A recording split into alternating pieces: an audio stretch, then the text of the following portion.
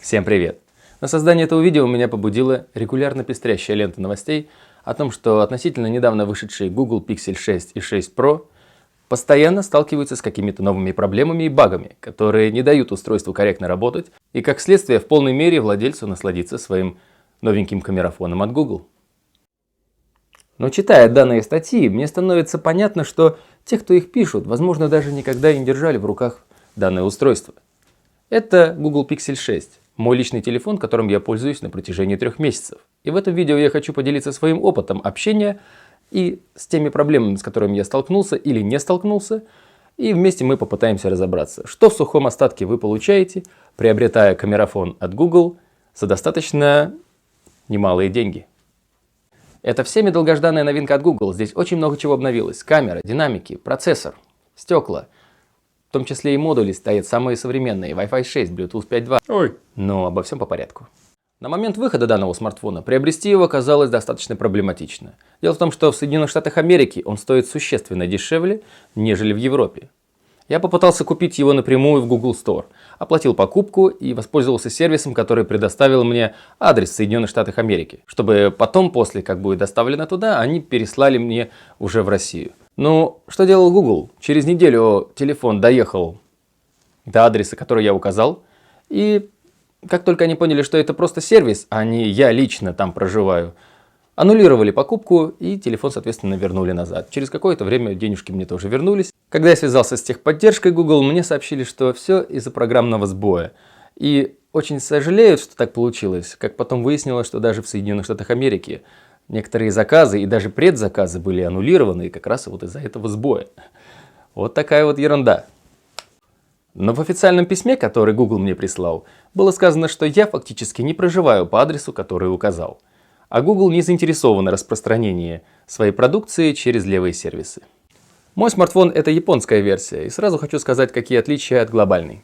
И самое главное отличие — то, что спуск затвора здесь отключить программно невозможно. Это установлено законодательно в Японии. Вы всегда будете слышать вот этот щелчок.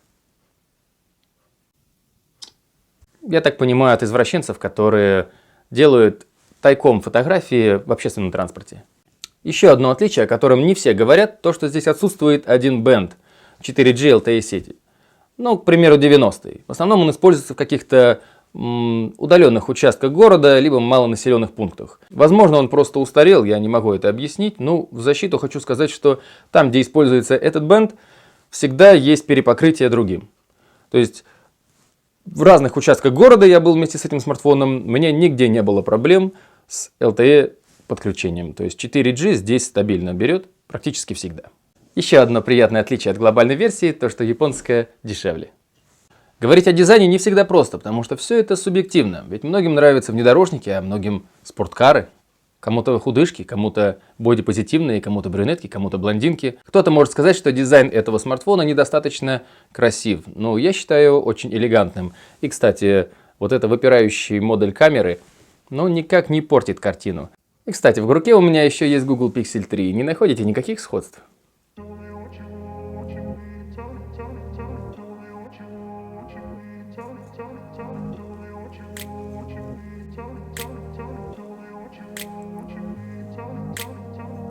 Здесь установлен хороший, яркий, красочный, но в то же время передающий естественные цвета Full HD+, HDR, дисплей на 6,4 дюйма.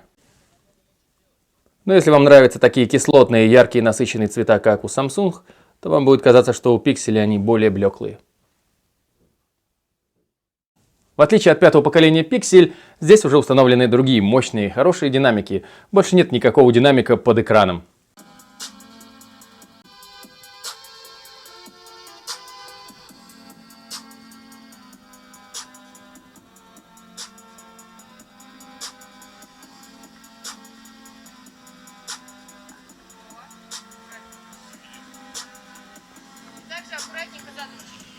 Задняя крышка здесь прикрыта стеклом Gorilla Glass 6-го поколения, а спереди стоит самая последняя Gorilla Glass Victus, которая якобы удерживает падение с 1,5 метров. Но некоторые указывают на то, что это стекло трескалось у них просто так, без каких-то либо видимых причин. На самом деле, если присмотреться на фотографии, которые было в этих статьях, то можно увидеть, что трещины пошли от падения, потому что здесь как раз видно место соприкосновения, возможно, с асфальтом или с какой-то бетонной площадкой. Конечно, смартфон получил более острые края, мы потеряли уже вот эту вот сглаженность. У меня на смартфоне есть еще защитное стекло, которое я прикупил с AliExpress. И вот видно, что по краям оно более скошенное, более сглаженное. То есть получается, что китайцы думали, что смартфон и должен получиться таким, и разрабатывали стекло, еще даже не зная, какие лекала будут на самом деле. Что можно было в эти углы разместить, что вот требуется именно их присутствие. Возможно, это элемент дизайна, или чтобы смартфон четко и явно выделялся среди остальных.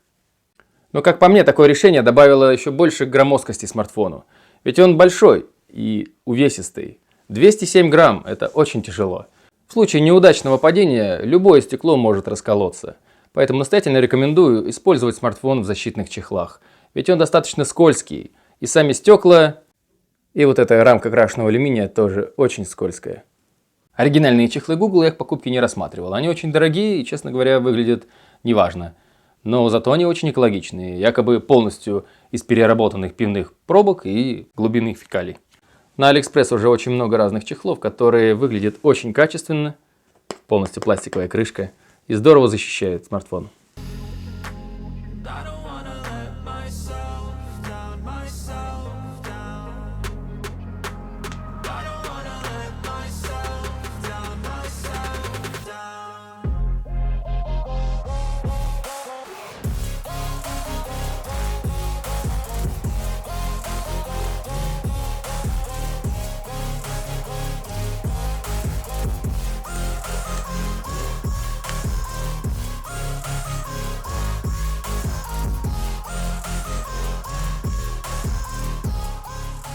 Пару слов про комплектацию. Почему так мало? Да потому что в коробочке, кроме самого шнура, телефона и вот этого маленького замечательного переходничка с USB на Type-C, ничего больше нет. И, кстати, сам провод имеет подключение Type-C Type-C. Google не положила в этот раз блок питания для зарядки своего смартфона. И, скорее всего, так будет и в следующие разы. Отсутствием в комплекте блока питания для зарядки своего смартфона, конечно же, Google объяснила заботой о природе. Мы-то, конечно, с вами понимаем, что это маркетинг. Представьте, сколько можно сэкономить, не положив такой вот блочок по 10-15 долларов в каждую коробочку. Возможно, вы скажете, да у меня до этого были смартфоны, от них осталось много блоков питания, так что никаких проблем. Но не спешите радоваться. С Google Pixel 6 не каждая зарядка и не каждый кабель могут работать. Вот, к примеру, я купил 30-ваттный блок питания от OnePlus, и он с ним не работает. То есть телефон видит, что он подключен по USB, но сама зарядка не идет.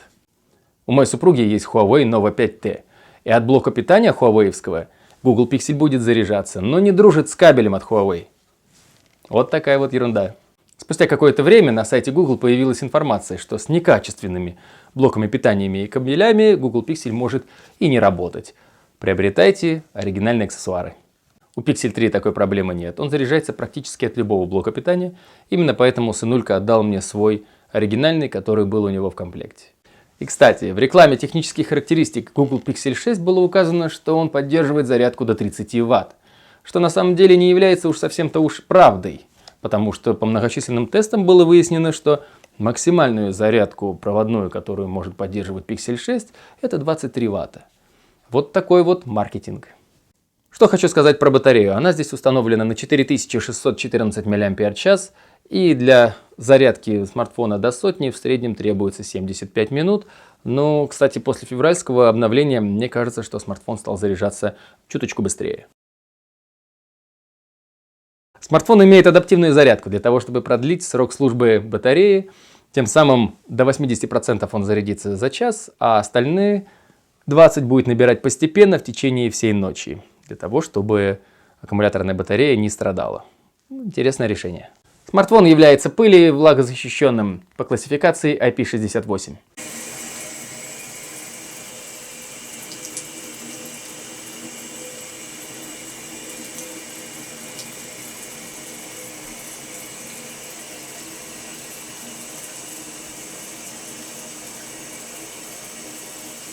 На самом диске.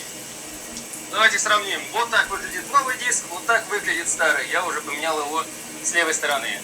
Думаю, с лицевой стороны вроде как, какая-то выработка есть. Но самая главная фишка, за что выбирают эти смартфоны от Google, это его камера. И в этом семействе Google Pixel 6 и 6 Pro установлена совершенно новая камера, новый сенсор на 50 мегапикселей. И он действительно может многое. Он может, в принципе, посоперничать даже с iPhone 13 Pro. Как я уже сказал, основная камера у нас на 50 мегапикселей, также есть широкоугольная на 12.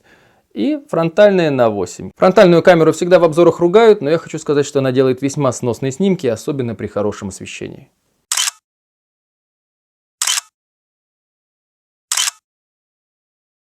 Я вставлю несколько фрагментов фото сейчас, для того, чтобы можно было понять, какую детализацию можно получить в различных ситуациях и с разным источником света.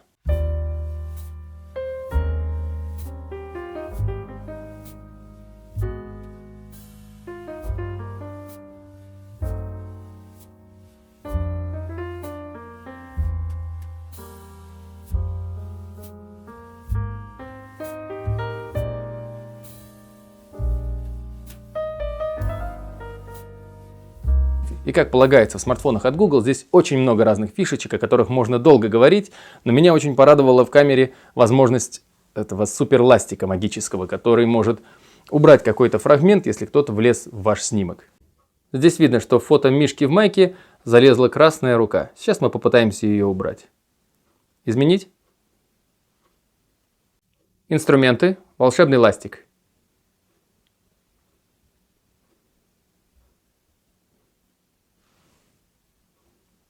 Выделяем этот объект.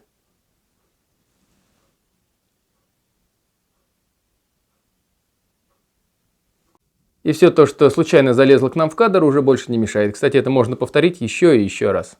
Кстати, в одном из обновлений, которое пришло на Google, я тогда еще не успел его установить, этот волшебный ластик пропал. Он что-то изменил в лучшую сторону, но что-то и ухудшил. Но его быстренько завернули. И буквально те, кто установили, через месяц получили новое обновление, где этот ластик вернулся опять. Смартфоны от Google вообще славятся своей стабильностью, но это получается не потому, что этот смартфон идеален, а потому что его доделывают, дорабатывают и программно доводят до совершенства постоянными обновлениями. В одной из статей, которая приходит ко мне регулярно в ленте, я видел, что кто-то жаловался на нестабильную работу сетей, в том числе подключение к Wi-Fi и Bluetooth. Я даже обновил роутер, мой выбор пал на Kinetic, который поддерживает сейчас Wi-Fi 6-го поколения. Также у меня есть умные часы Huawei Watch 1-го поколения, которые постоянно сопряжены, и Bluetooth постоянно включен на пикселе. И я хочу сказать, что раньше они отрабатывали от 100% до нуля за один день. То есть мне стабильно хватало на один день зарядки данных часов. Потом вечером приходишь, ставишь их на зарядку. Теперь их хватает практически на 2 дня.